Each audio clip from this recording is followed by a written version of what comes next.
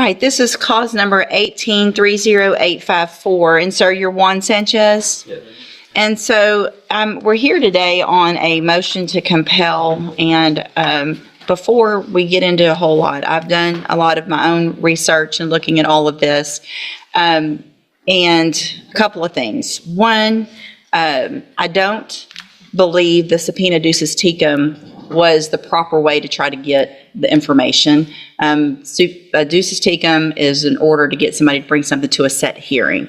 So but we didn't have a set hearing, and they weren't ordered to give it to at a set time for a hearing. So under the rules that have to do with subpoena ducis tecum, I don't know that that was the proper way. I do think you're entitled to some of that information as a defense attorney. If we're going to base decisions on, if I'm going to base decisions on things that probation have in their file and that they're just going to tell us, I do believe that you are entitled to some of that information. I think the proper way to do it would be to make that request through the district attorney's office for discovery. And then for you, Mr. Nichols, to make those requests. And then I would approve you guys giving whatever records are requested within reason. If you have, I don't know what would necessarily be any type of work product that would not be discoverable, but if you think that there's something that is particularly not discoverable, let Mr. Nichols know that, Mr. Nichols let me know that, then we could worry about maybe a motion to compel and whether or not I think those things are or are not. But lab results, testing, money owed, all of those types of things, I think are probably discoverable and something that Mr. Franklin needs. I just don't think this was the... I agree, Judge. Any of the things that pertain to, well, I do think it's discoverable. In this case, it's all allegations on the motion are based on arrest out of county. And so his attendance record and all that, I don't know why we're subpoenaing the entire probation file when it's not even part of the allegations for the motion. May I respond, Your Honor? Well, let him finish, yes. He did subpoena Wharton County records, so a representative from probation down there came in today for this hearing. I have no problem with getting him all that stuff. A lot of it's not in my possession. The out-of-county offense reports and things like that, I don't have yet. I would have them if we move towards a hearing where I prove up those allegations, and they, of course, will be provided beforehand. And again, I don't think he's not entitled to have all that stuff. So sure. I kind of agree with I don't want to subpoena directly to those agencies was the proper way to do this. And Mr. Franklin did make just a standard discovery request at the onset of his involvement, which was early May. I don't have anything really responsive to that at this point. Okay. So obviously, if it's based on a new offense out of another county, that's something you'll need to work towards getting and get that to Mr. Franklin. And so that needs to take place as quickly as possible. Let me look at the motion itself. Because I don't know, I guess, Mr. Franklin, if there's not an allegation in the motion to revoke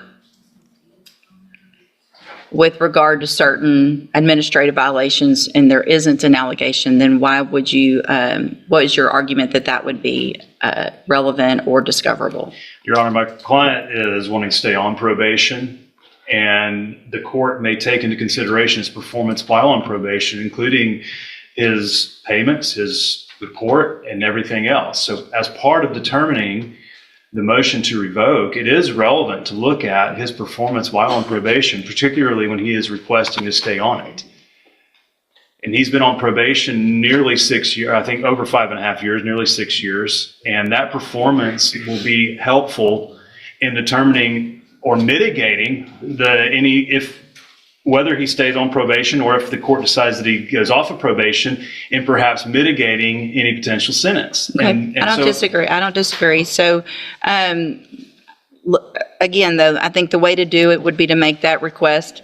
I mean, and I don't know what conversations y'all have had, but make the request. I think coming at it aggressively might not be the way to do it. Sometimes you get more with honey than otherwise. So make the request to Mr. Nichols. If he says no, then let's go through what we need to go through. But let's try to do this amenably.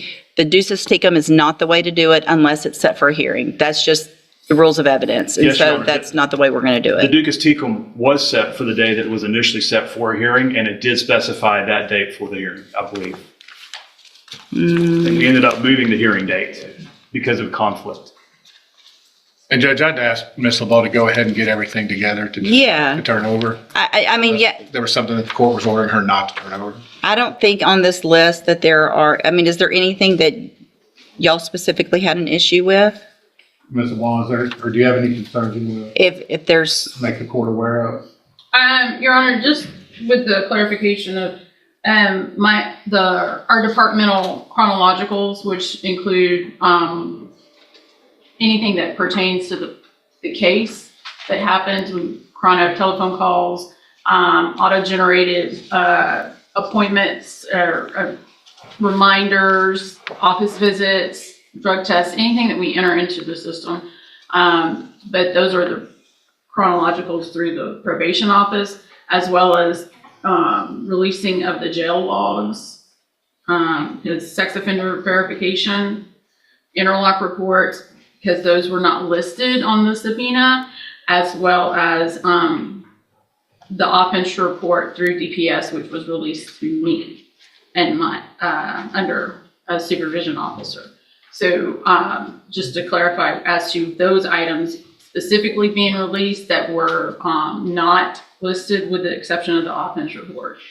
Your Honor, we don't have to list those. We filed a 3914 discovery request. This was belt and suspenders because we didn't get any of the information relating to probation in our 3914 motion originally.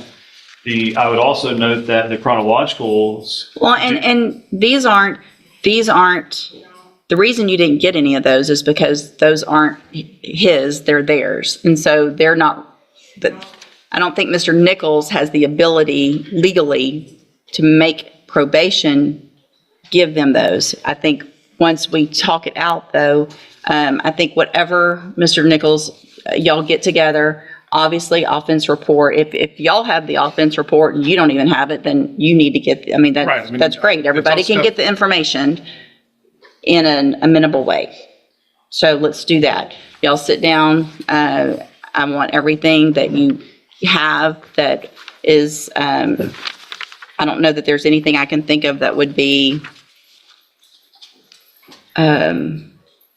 Unless, I mean, I guess Not- notes may be work product, but I'm not real. that's what I'm thinking about, but it's not really attorney's notes, and so I don't know that that would I be would an object to issue. that, Your Honor, on the grounds that it's not attorney work product. It is merely work product of an employee, and it is discoverable and relevant to the case. And that's what I just said. You seem very frustrated, and I'm not sure why. I don't know. I'm confused why there's pushback at all on any request for a 3914 discovery when he's constitutionally allowed to access those files. It should just be produced by probation without a fight. And we got a letter anticipatorily repudiating any production of discovery, and we had to file a motion to compel to that effect. Well, And that is alarming to me that we would have to even compel anything under 3914.